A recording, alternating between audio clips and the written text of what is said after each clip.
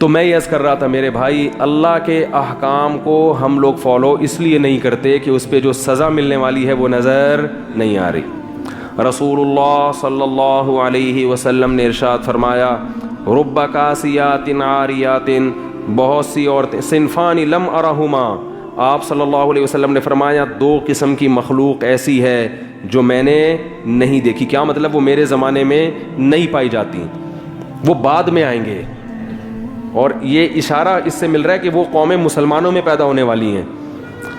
فرمائے ایک ظالم حکمران جو عوام پہ ظلم کریں گے، ہر وقت کوڑا لٹکا رہے گا ان کا۔ دوسرا فرمایا کاسیات عاریات، ایسی عورتیں جو لباس پہننے کے باوجود برہنہ ہوں گی، ان کا لباس جسم پہ ہونا نہ ہونا برابر ہوگا۔ فرمایا رؤوسہن، ان کے سر ایسے ہوں گے کأسنمۃ البخت، جیسے اونٹ کے کوہان ہوتے ہیں، ایسے فیشن کیے ہوئے ہوں گے کہ بالوں کو اوپر سے اٹھا کے رکھا ہوا ہو۔ تو علماء نے لکھا ہے کہ ایسا چست لباس پہننا جس سے جسم کے اعضاء جھلکتے ہوں، یا ایسا باریک لباس پہننا جس سے جسم کی کھال نظر آتی ہو، اس سے یہ مطلب ہے کہ لباس کے باوجود کیا ہوں گی؟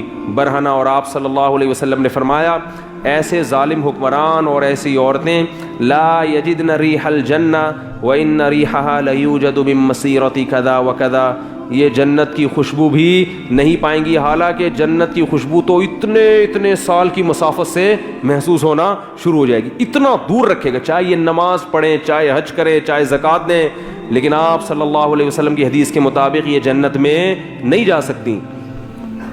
کتنا بڑا حکم ہے، مگر آج اس حکم کی دھجیاں اڑائی جا رہی ہیں۔ ایک بات میں بار بار کہتا ہوں، دیکھو اپنی بیٹیوں کو پراپر ڈریس پہنایا کرو۔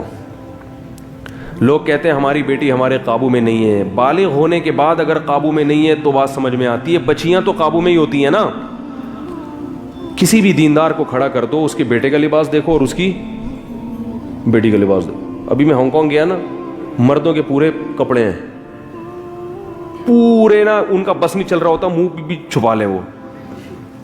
اور ان کنٹریز میں خواتین کے کپڑے کیا ہیں؟ شارٹ، 2-4 اسٹیکر کہیں سے ادھار لے کے، وہ بھی ایسا لگتا ہے جیسے پتہ نہیں کیا تکلف ہے بھائی۔ یعنی بعض ایک صاحب کہنے لگے ان سے بولو کہ اس تکلف کی ضرورت کیا تھی، آپ خام خواہ کی ٹینشن۔ مرد پورے، اور عورتوں کا وہی کلچر کہاں آ رہا ہے ہمارے معاشرے میں، اور کیسے آ رہا ہے؟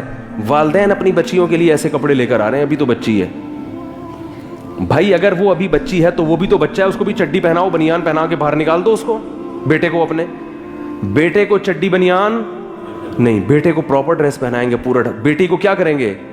آدھی پنڈلیوں کی فراکیں، سلیو لیس فراکیں ان کو پہنائیں گے، آدھی پنڈلیوں کی شلواریں اور سلیو لیس ان کو فراکیں پہنائیں گے۔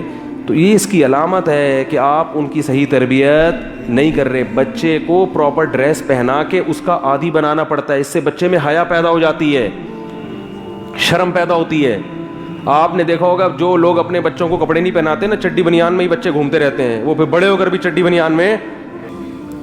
تو بچپن کی بڑی ویلیو ہے، بچے کو جس چیز کا عادی، دیکھو یہ جو ہم چائنیز پہ حیران ہوتے ہیں کہ کتے بلی کیسے کھا لیتے ہیں، یہ ہمیں تو الٹی آتی ہے نا دیکھ کے، گورے کو بھی الٹی آتی ہے، گورا بھی کتا بلی نہیں کھا سکتا، گورا چائنیز کی چیزیں دیکھ کے حیران ہوتا ہے، یار یہ کیسے کھاتے ہو تم لوگ، یہ لال بیگ کیسے کھا لیتے ہو؟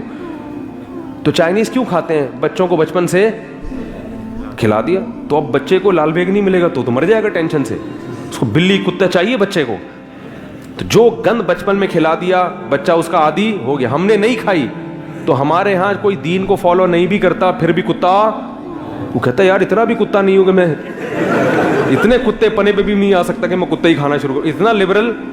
تو گورا اتنا لبرل نہیں بن سکا اب تک۔ بچپن کی بڑی اہمیت ہے بھائی، جو بچے کو سکھاؤ گے، جس چیز جو ماحول دو گے، بچہ اسی ماحول کا عادی بنے گا۔ تبھی تو رسول اللہ صلی اللہ علیہ وسلم نے فرمایا کل مولود یولد علی الفطرہ فأبواہ یہودانہ او ینصرانہ او یمجسانہ، ہر بچہ فطرت پہ پیدا ہوتا ہے، نیک پیدا ہوتا ہے، شریف پیدا ہوتا ہے، اچھا پیدا ہوتا ہے، مسلم پیدا ہوتا ہے۔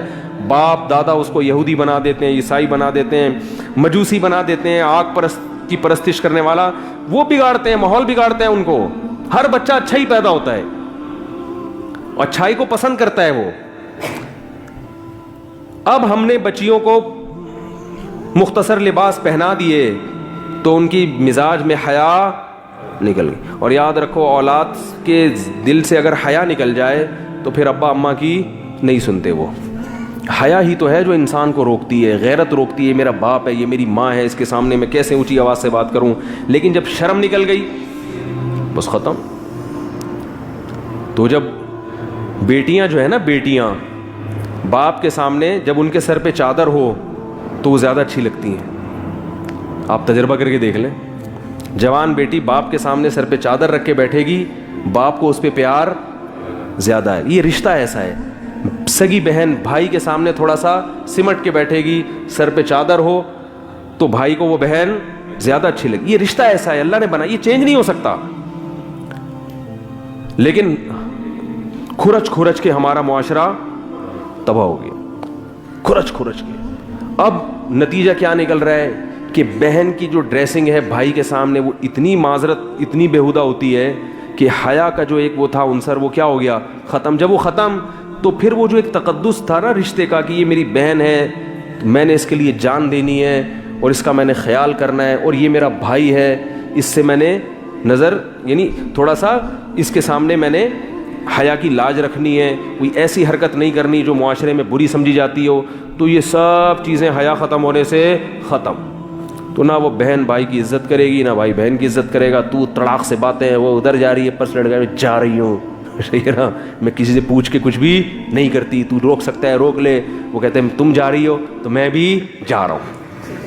वो उधर इंजॉय, वो माजरत, जो हो रहा है अल्लाह बचाए हम सबको। सारा कल्चर क्या कर दिया, तबाह कर दिया, बर्बाद कर दिया। तो मेरे भाई, अल्लाह ने कहा है कि मैंने तुम्हें पैदा करके छोड़ नहीं दिया कि तुम जो मर्जी करते रहो। वो जो मैंने आयत पढ़ी ना, अल्लाह ने फरमाया तमत्तउ, मज़े उड़ा लो मज़े, जो करना है कर लो। फ़इन्ना मसीरकुम इलन नार, आना कहाँ है जहन्नम की आग की, छोड़ूंगा नहीं मैं।